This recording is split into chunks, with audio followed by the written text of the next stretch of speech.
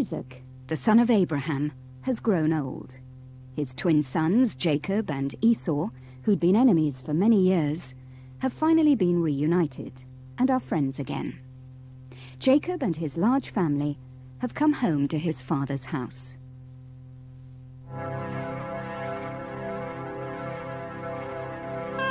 After Isaac had died and Esau had moved away, Jacob stayed in his parents' home and brought up his 12 sons. Although all the boys helped their father, Joseph and Benjamin were Jacob's favorite sons.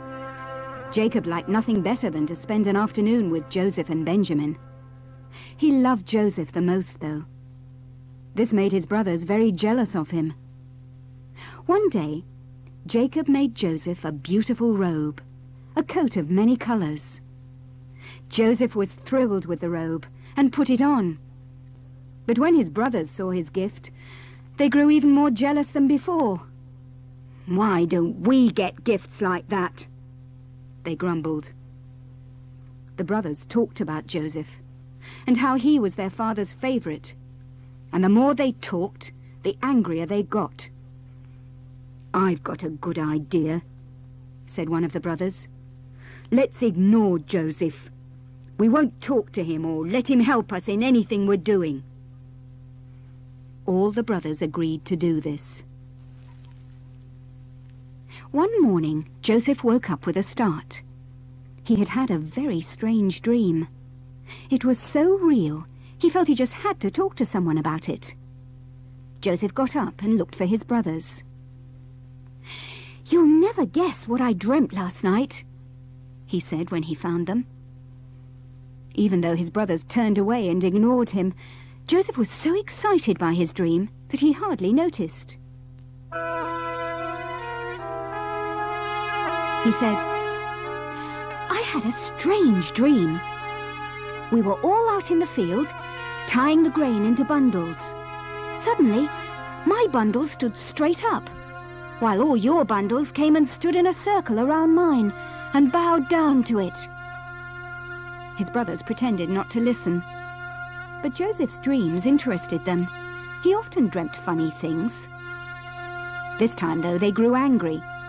"Who do you think you are? You're no king. There's no way any of us would ever bow down to you." A few days later, Joseph had another dream. Again, he told it to his brothers. "Listen," he said. "I had another dream. This time, the sun and moon and 11 stars were bowing down to me." But this only made his brothers angrier. When Joseph told his father about his dreams, Jacob was stern with him, for he didn't want the boy to think he was better than others. "Don't pride yourself too much, Joseph," Jacob said. Although he might have sounded serious, privately Jacob took careful note of Joseph's dreams. "He's a special boy in many ways. Perhaps the dreams will be important one day," Jacob thought. Joseph's 17th birthday came and went. Because Jacob enjoyed it so much and loved Joseph so much, his brothers felt even more annoyed about the situation. One day, Jacob said, "Joseph, I want you to follow your brothers. They've taken the sheep to pasture. See if all is well, then come back and tell me what you've learned." Joseph set out. He walked and walked. After some time, he found his brother's camp. When they saw him coming, though, they groaned. "Oh, no, here comes that silly dreamer Joseph. There's a way to get rid of him once and for all. Let's throw him into one of the wells near here. Then we can say a wild animal killed him. His dreams won't come true if he's dead." "No. Wait," Reuben, the eldest brother, said. "Throw him into the well, but don't kill him." Reuben said this because he planned to rescue Joseph and send him back to their father. When Joseph arrived, he panted up the last hill and smiled. He had finally found his brothers. But when he saw the looks on their faces, his smile faded. "Why are they all walking towards me?" he thought. "They usually walk away from me." His brothers formed a circle around him. He turned one way, then the other, and then the other. But he was trapped. Before Joseph knew what was happening, they jumped all over him, tore off his robe, and threw him into a dark well. Joseph cried out, but it did no good. Thump! He landed in the well and looked up. All he saw were his brothers' faces laughing at him. He covered his face with his hands and moved up against the wall, feeling very frightened. That evening, it was Reuben's turn to wander through the flocks and keep track of the sheep. So he wasn't in the camp when another brother, Judah, said to the others, "Let's not kill Joseph. I have a better idea. I saw some traders coming this way. When they get closer, let's call them over and tell them we have a slave for sale." When the traders arrived, Joseph's brothers pulled him out of the well. "See how strong he is," they said. Joseph knew that he was in great danger. At least if he was bought as a slave, he would still be alive. But maybe it was better to be dead than to be a slave. He wondered what the future held for him. The traders agreed to pay 20 pieces of silver for Joseph. They strapped him onto a donkey, then rode off across the desert. When Reuben arrived back at camp later that night, he bent over the well and whispered, "Joseph, it's all right. I'll get you out tomorrow." But he heard no answer. "Joseph," he called out. Silence. Reuben returned to his brothers. "Where is Joseph?" he asked. Panic rose in his throat. "What have you done with our brother?" "Calm down," Judah said. "Here's your share." He gave 2 of the silver coins to Reuben. "You sold him as a slave?" Reuben could hardly spit the words out, he was so angry. "Yes, and by now our spoilt brother is well on his way to Egypt. Don't you think it was a good idea?" Judah grinned. But Reuben knew how much Joseph meant to their father Jacob. Reuben would have to break his father's heart with terrible news. He decided to tell Jacob that Joseph was dead. He felt that he had no choice. He didn't dare tell the truth. The brothers killed a goat and dipped Joseph's robe into the blood. They all went back home and showed the robe to Jacob. When Jacob saw the robe, he said, "It's my son's robe. Some terrible animal has killed him. Joseph must surely be dead." Jacob was so upset, he tore his clothes, wore rough cloth, and sat in his tent refusing to eat. All he could do was cry and hold the blood-stained robe up against his face, wishing it still covered the live body of his favorite son, Joseph.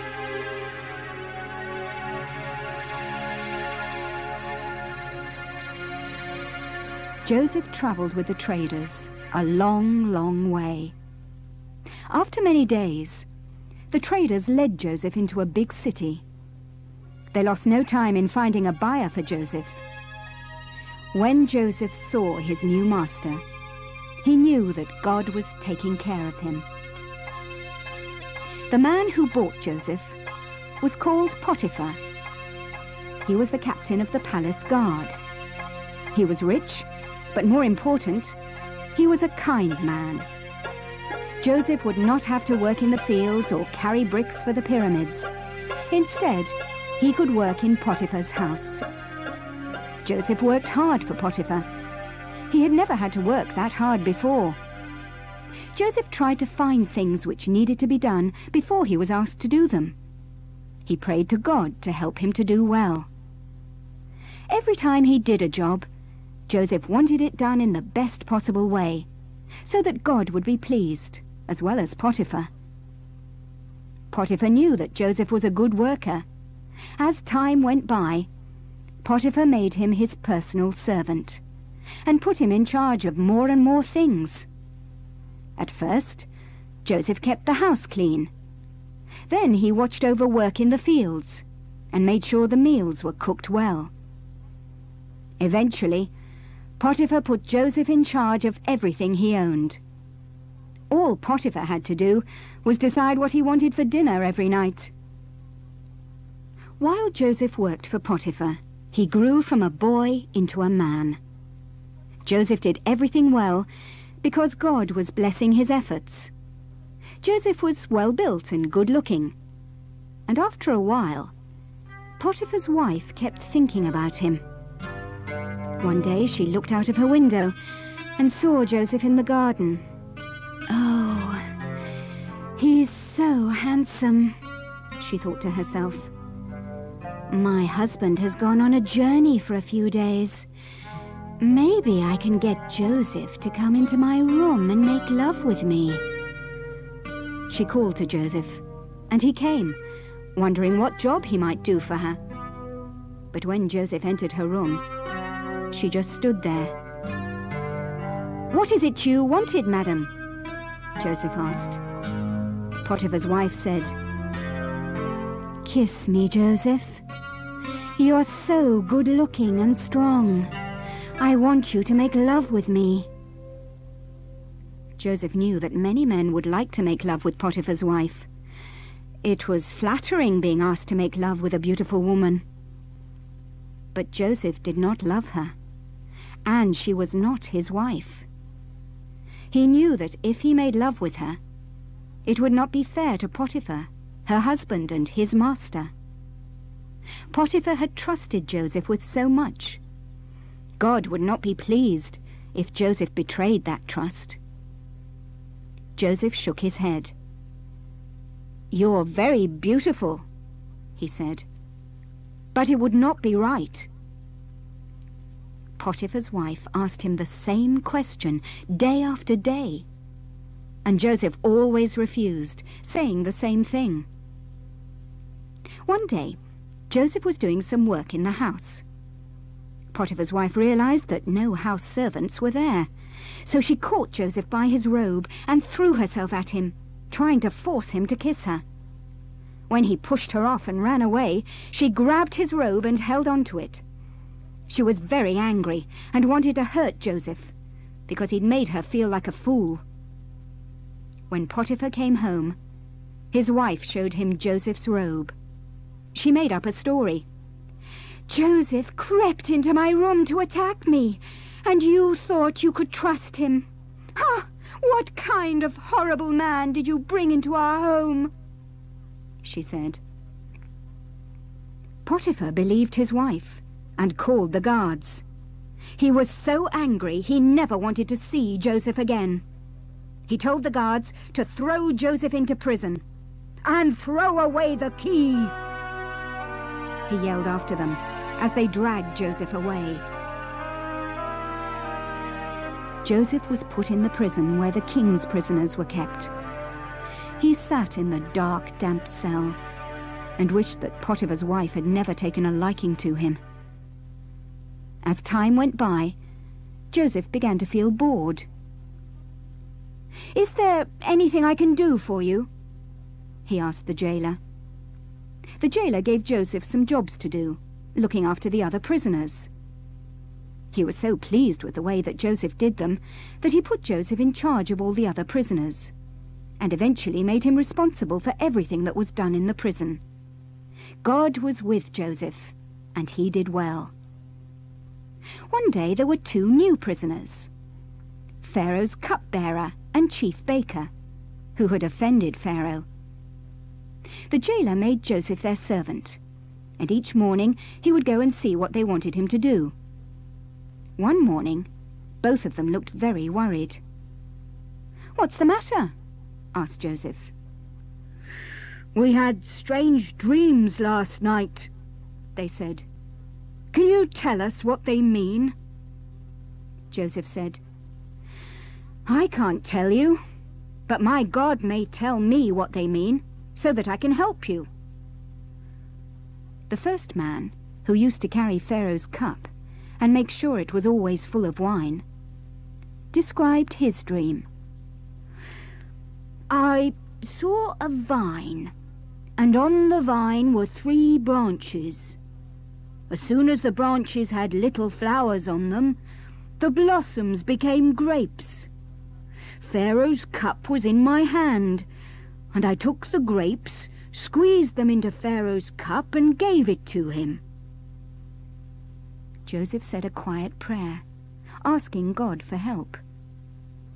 Then he knew what the dream meant. The 3 branches are 3 days. In 3 days, Pharaoh will say you are free and give you your job back. "But please," Joseph added, "could you mention me to Pharaoh and get me out of this prison?"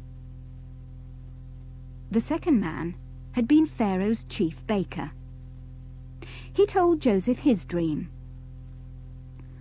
"On my head were 3 bread baskets. In the top basket were pastries for Pharaoh. Then birds landed on me and ate the pastries which were meant for Pharaoh." Joseph hesitated. God had shown him what the dream meant, and it wasn't nice. "The 3 baskets mean 3 days. This is not good news. In 3 days' time, Pharaoh will cut off your head, and the birds will eat your dead body." The baker did not say a word.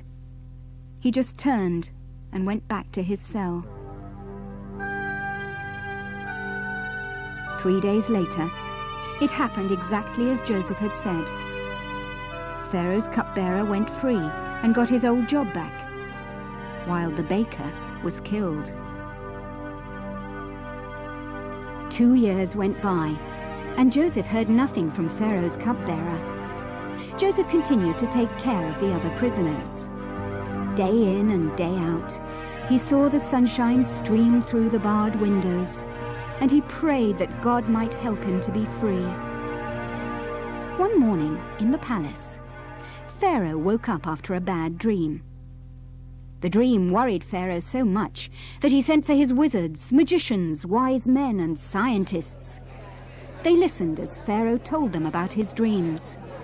They hummed and hawed, looked at charts, drew pictures on their scrolls, then shook their heads. No, they didn't know what the dreams meant. In the crowd around Pharaoh was the royal cupbearer. He held Pharaoh's cup and made sure it stayed full of wine. It was no easy job on a day like that one, when Pharaoh was angry and frustrated because no one could help him. The cupbearer stood listening to everyone say that they didn't know what the dream meant, when suddenly he remembered a promise he'd made a very long time ago. He felt terrible that he'd forgotten for so long, and knew it was time he spoke up. "Pharaoh," the cupbearer said, "I made a promise to an Israelite slave long ago, when I was in prison. I had a dream, and he knew what my dream meant. He told me I would soon be freed, and I was. He was also right in interpreting the baker's dream, saying that he would be killed, and you know what happened to him. I promised I would mention him to you, but I forgot. I know he could help you now." Pharaoh was pleased. "Send for Joseph immediately," he said. His servants stood aside as 2 guards ran to the prison to fetch Joseph. Joseph was surprised and pleased when the guards came to get him. This would be his first time out of prison for many months. After he had shaved and changed his clothes, Joseph was brought to Pharaoh. Pharaoh said to Joseph. "I had a dream, and no one can tell me what it means. Can you?" "No, I cannot." "But God may give Pharaoh an answer," Joseph said. Pharaoh said to Joseph, "In my dream, I was standing by the river Nile, when out of the river there came up 7 fat cows. They ate the grass near the river. Then 7 thin and ugly cows came out of the river. Oh, I've never seen such terrible-looking cows before." Pharaoh pulled a face as he remembered. The 7 ugly cows ate up the 7 fat cows. But when they'd finished eating, they still looked as thin and scrawny as before. It made no difference. The thin cows stayed thin. Pharaoh paused. He looked up at Joseph. But there was more. I also dreamt about 7 full heads of grain growing on a single stalk. After them, 7 other heads sprouted, but they were withered and thin and burned by the wind. The thin grain swallowed up the 7 heads of good grain. I told all this to the magicians, but no one could tell me what it meant." Pharaoh looked expectantly at Joseph. Joseph stared at the ground. He prayed, "Please, God, what does it all mean?" Then he knew. God opened Joseph's mind so that he would understand what the dreams meant. "Pharaoh, the 2 dreams mean the same thing. There'll be 7 years of plenty to eat and drink. All the poor will be fed. There'll be enough food for everyone. But after those 7 years will come another 7, when the crops will not grow and all the food will run out. Everyone will go hungry during those years." God showed Pharaoh the dream twice because he wanted you to know that he's firmly decided to do this and that it will happen soon. Pharaoh was pleased to know what the dream meant and spent some time talking to Joseph about what he should do.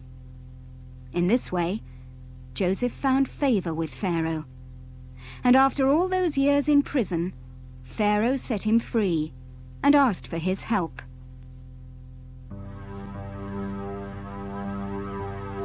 When Joseph lay on his bed that night, a free man, he could hardly believe what had happened to him over the past day. He'd woken up in prison and seen the usual pattern of sunshine and shadows through the barred windows of his cell, just as he had for the past 2 years. Then there'd been a lot of noise outside the prison. Pharaoh, the ruler of Egypt, had sent his guards, and they were in a hurry. They rushed in. "Joseph," they said, "Pharaoh has heard how you understood the dreams of the cupbearer and the baker when they were in prison, and he wants you to explain a dream that he's had. None of the wizards or magicians can explain it." Joseph had been brought to Pharaoh, who told him his dreams. And Joseph had just told Pharaoh what they meant, that there would be 7 years of good crops and plenty of food, followed by 7 years of famine, of bad crops, when the food would run out and people would be hungry. "Now let Pharaoh put someone in charge of the food in Egypt. When there's plenty, the extra can be stored away and kept safe. When the crops fail, the people can eat the food in the storehouses, and they will not go hungry," Joseph had said. Pharaoh was now talking to his advisors about Joseph's advice. Joseph was standing some distance from them, wondering what would happen next. The advisors stood back, and Pharaoh spoke. "Your God seems to be with you in a very special way. He blesses you with the ability to see where others are blind. I feel I can trust you. You shall be the man to do this task. It will be your job to rule my house, my people, and all the food stores in the land. There will be no one greater than you in all Egypt, except for myself." Joseph staggered back a step. He could hardly believe what he heard. Pharaoh gave Joseph his own ring, a fine robe, and placed a gold chain around his neck. He also gave him the second royal chariot to ride in. It happened just as Joseph said it would. During the 7 years of good crops, Joseph made sure a fifth of all the grain was stored. He measured and weighed until there was so much grain it could not be measured any more. He filled all the storehouses, then built new ones and filled those too. When the 7 bad years came, they were very hard and cruel.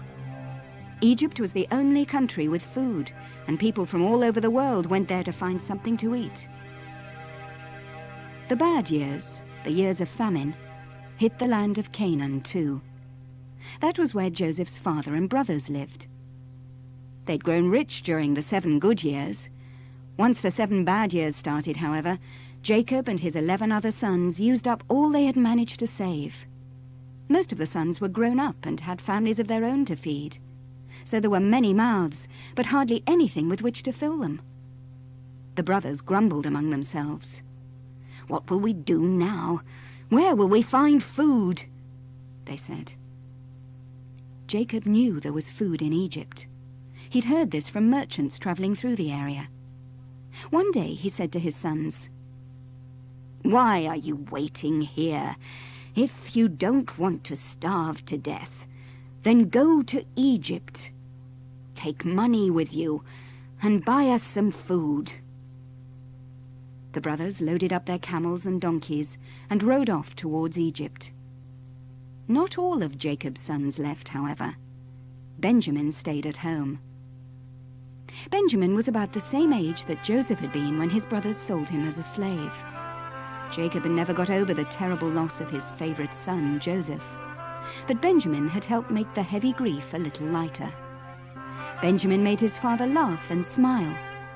He learned so quickly from Jacob that it was always a challenge to come up with new things to teach him. "No," Jacob thought, "I won't send Benjamin on a trip to Egypt. What would I do if I lost Rachel's second child, as well as her first?" Together, Benjamin and Jacob waved and waved at the 10 brothers, until all they could see was a cloud of dust and nothing more.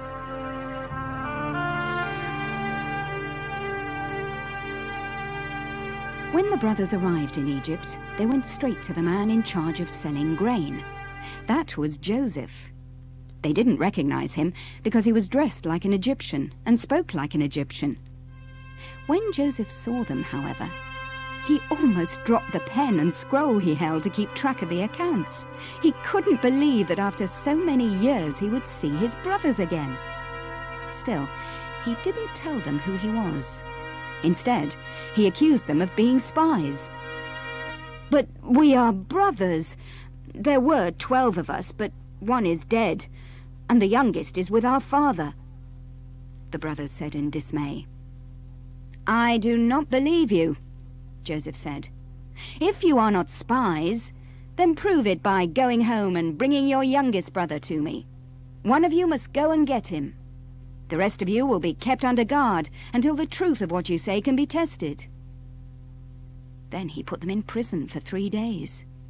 The brothers couldn't believe what was happening to them.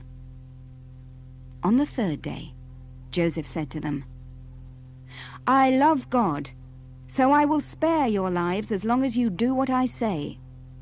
To prove that you're honest, one of you will stay in prison, and the rest can go home to your starving family, taking the corn that you have bought. Then you must bring your youngest brother to me." The brothers stood with their mouths open. "What have we done wrong?" one whispered to another. They didn't think Joseph could understand them because they spoke Hebrew and they thought he was an Egyptian. "I'll tell you what we did wrong," Reuben said.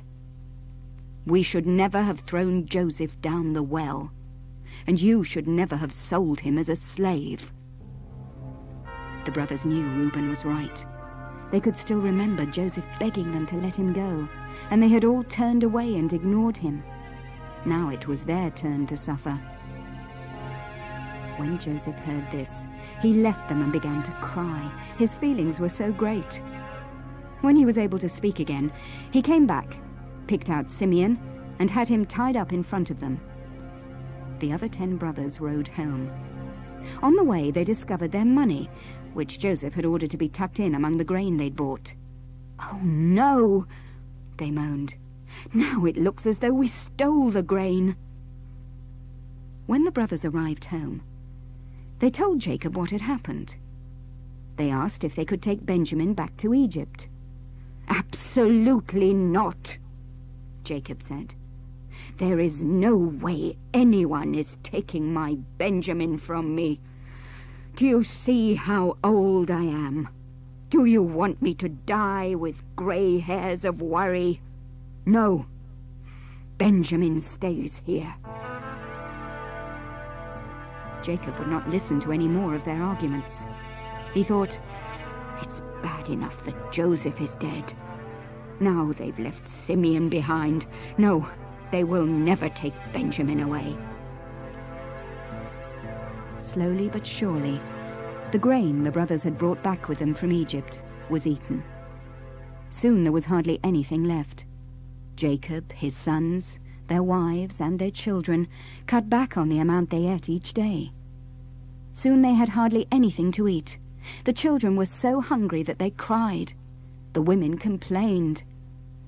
Again and again, the brothers had asked their father to let them return to Egypt with Benjamin to buy more food. After all, Simeon was still there. But Jacob always refused. He knew it would mean letting Benjamin go. Finally, however, he could ignore the famine no longer.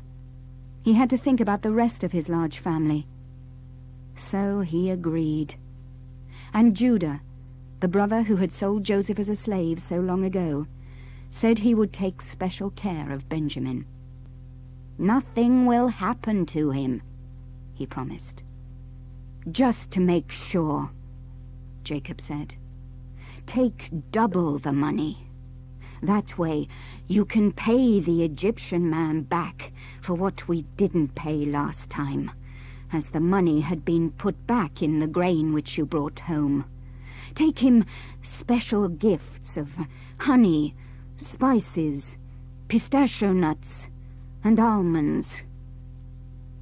Jacob prayed that God would give the man in Egypt, who was actually Joseph, a good heart, and that no harm would come to Benjamin. As soon as the brothers arrived in Egypt, they went to Joseph. When Joseph saw Benjamin with them, he told his guards to bring the brothers into his house. The brothers thought this was very strange. Egyptians didn't like to have Hebrews in their homes, and they never ate with them either. Because it was so strange for an Egyptian to invite them into his home, the brothers were afraid they'd done something wrong again.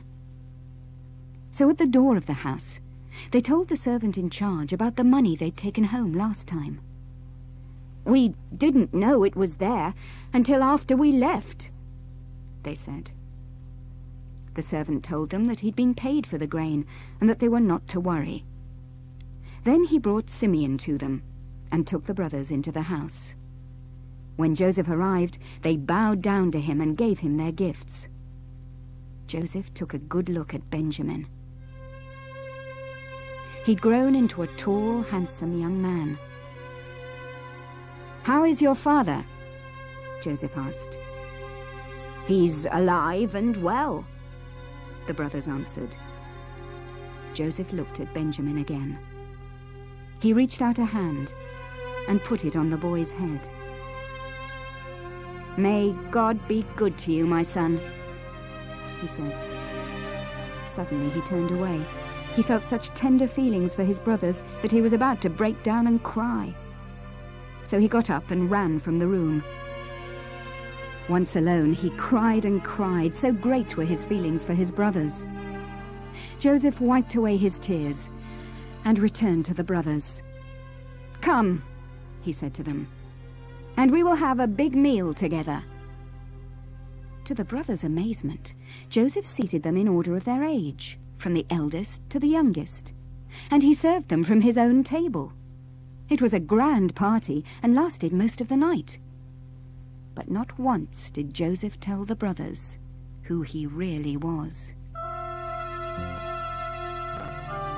The next morning, the brothers rode off for home. They were happy. They'd rescued Simeon, bought food for their families, and eaten with an important man. Best of all, Benjamin was safe, and they didn't have to worry about hurting their father again. But Joseph had a plan. Before they left, he had ordered one of his servants to hide his favorite silver cup in Benjamin's bag. The servant in charge of Joseph's house was chasing them because the cup was missing. He galloped alongside the brothers. "Stop your donkeys!" he ordered them. "What have we done wrong?" Reuben asked.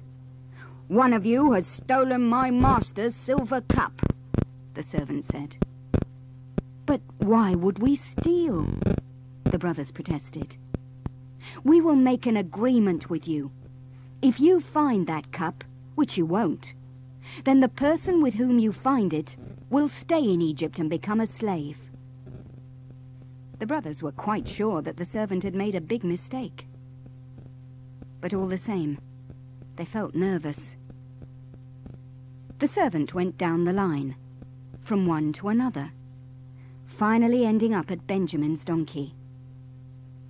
When he reached into Benjamin's sack, a shout went up, and the servant raised the silver cup into the air.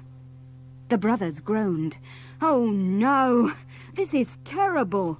Benjamin, what have you done?" Benjamin was so shocked, he just shook his head. "I didn't do this." "What will we do?" the brothers cried, throwing their hands in the air. "This is the worst thing that could have happened. We can't go home without Benjamin. Our father will die of a broken heart." The brothers cried and tore their clothes because they felt so terrible about it all. The servant ordered them back to Joseph's palace. When they saw Joseph, they ran to him and said, "We never intended to take your silver cup, and we're sorry." "You may go," Joseph said. "Only the one in whose sack the cup was found must stay behind." "Oh, but you don't understand," the brothers cried out. "What don't I understand?" Joseph asked. "It's such a long story, and it's very sad," Judah said. "Our father will die if we don't bring his youngest son back to him. He's already lost one son, and he couldn't bear to lose this one too. Please, I beg of you, let me stay here in his place. If Benjamin stays here, none of us will have lives worth living." Judah fell to his knees and begged Joseph to let Benjamin go.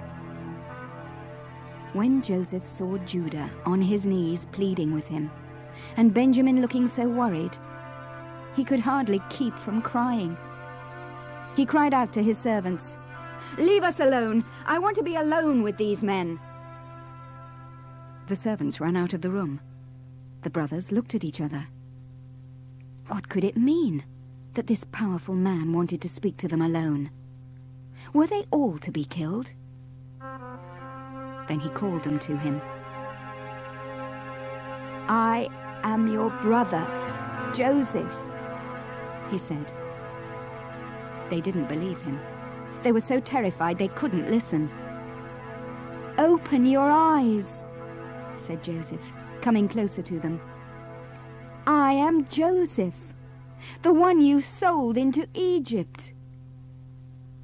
When Joseph said that, the brothers took a good look, then became even more afraid. If this powerful man really was Joseph, then he had every reason to kill them for what they'd done to him.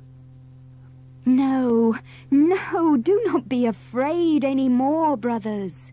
Do not be angry with yourselves for making me come here, because God sent me ahead of you to save lives. For 2 years now, there's been no food in the land, and for the next 5 years it will get even worse. But God sent me here to make sure there would be enough food." Joseph's brothers stared at him with big eyes. "Don't you see?" he said. "You did not send me here, God did. God made me ruler of all Egypt, over everyone but Pharaoh. This was all part of God's plan for taking care of our family. Now, hurry back to my father and tell him all these things. Tell him to bring our whole family to Egypt, and to hurry. You can all live in a part of Egypt called Goshen. I will make sure you have enough food to eat. If you don't do this, all our family will die of hunger." Joseph threw his arms around Benjamin, gave him a big hug, and started crying. He was so happy to see him again. He and his brothers spent a lot of time talking about all that had happened to them during the past years. When Pharaoh heard the news that Joseph's brothers were in the palace, he ordered his servants to give them many wagons, so that they could bring their wives, children, and possessions back to Egypt. Pharaoh was happy that Joseph's family would soon join him. Before they left, Joseph gave the brothers many animals and other beautiful gifts for his father. "Do not quarrel along the way," he told them as they set off for home.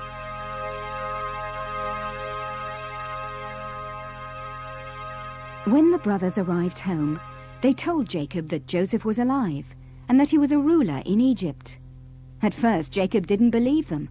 He was stunned. When he heard the whole story, however, and saw all the beautiful gifts, he became a completely different man. "Oh, yes, I believe you. My son Joseph is still alive. I will go and see him before I die." All of Jacob's family, his sons and their wives, children, servants, and animals, made the long trip out to Egypt. What a sight they were, with the women and children all riding in the wagons Pharaoh had given them. On the way, Jacob stopped to pray to God and thank him for watching over his family. That night, God spoke to Jacob in a vision. "Jacob, Jacob," God said. "Here I am," he said. "I am God, the God of your father.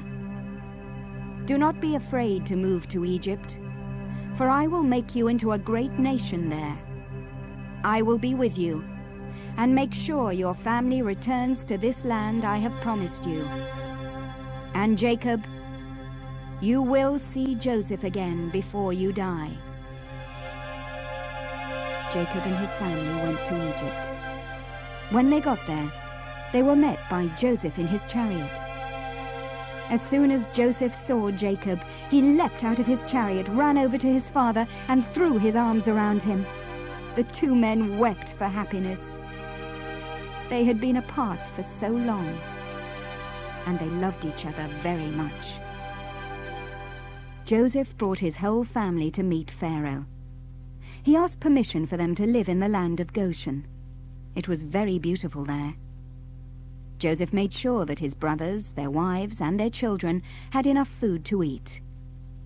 Jacob's people, the Israelites, bought land and worked hard. One day, Jacob called for Joseph and made him swear that when he died, Joseph would bury Jacob back in the land of Canaan, where Abraham and Isaac were also buried. Joseph agreed. When Jacob had finished speaking to his sons, he lay back in bed and died. He had lived a long, full life, and it was time for him to die. Joseph went to Pharaoh and asked for permission to bury his father in Canaan. Pharaoh agreed. So a huge crowd of people, Joseph, his brothers, and many Egyptian servants, made the long journey back to Canaan. Jacob was buried in the same cave as his father and mother, and Joseph and his brothers wept and were sad for many days afterwards. When the family returned to Egypt, the brothers became afraid. With their father gone, Joseph might decide to hurt them in return for the way they'd hurt him when they threw him down the well and sold him as a slave. So they went to Joseph and begged his forgiveness. They were afraid of Joseph because he was so powerful. Joseph said to them, "God has turned the bad into good. Don't be afraid of me. We're brothers." He was kind to his brothers and their families, making sure they always had enough to eat.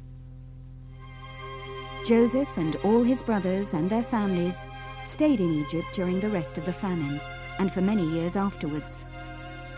Joseph lived to be an old man. Not only did he have grandsons, but he lived long enough to see his great-grandsons. Before Joseph died, he made his brothers promise that one day the family would return to the land God had given them in Canaan. He asked that when they did, they would take his bones back there, so that he could be buried next to his father.